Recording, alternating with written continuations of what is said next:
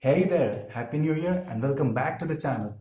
So the other day I got a DM from a close friend of mine who is also a guitar enthusiast asking me to do a technique based on a video which he saw on YouTube, and that technique turned out to be pick scraping. It is a common technique used by all rock stars, mainly because of two reasons. Number one, it sounds and looks pretty awesome when you do it on stage, and number two, it is very easy to do.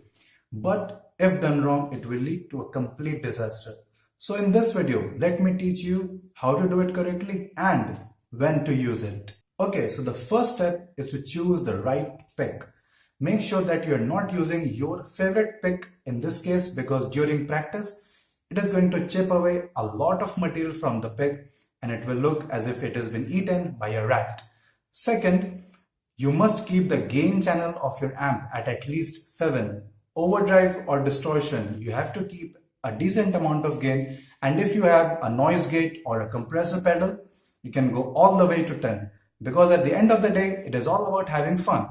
Let's start slow and steady. What you need to do now is to take the broader part of your pick, place it on the 6th and the 5th string near the bridge, and what you need to do now is to glide that pick all the way towards the headstock, but at the same time, you need to keep touching those strings, pressing down with your pick, so that it will sound something like this.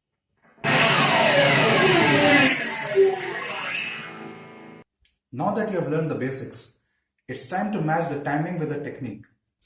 Think of a jet aircraft going above your head. That's the kind of sound we want to achieve. So, when you're at the bridge, you start off with a decent amount of speed, and as you move along the headstock, make sure that you are slowing down gradually. Let me give you an example.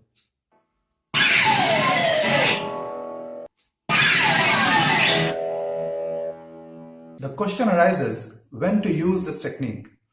I would suggest when the song actually allows you to do it.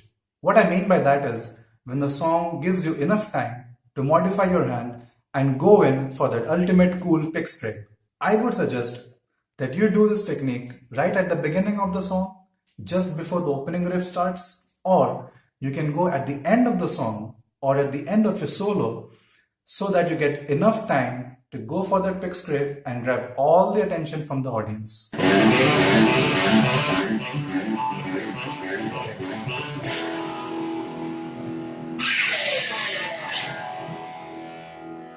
So that's all for today. If you liked my video, please do subscribe to my channel for more awesome content.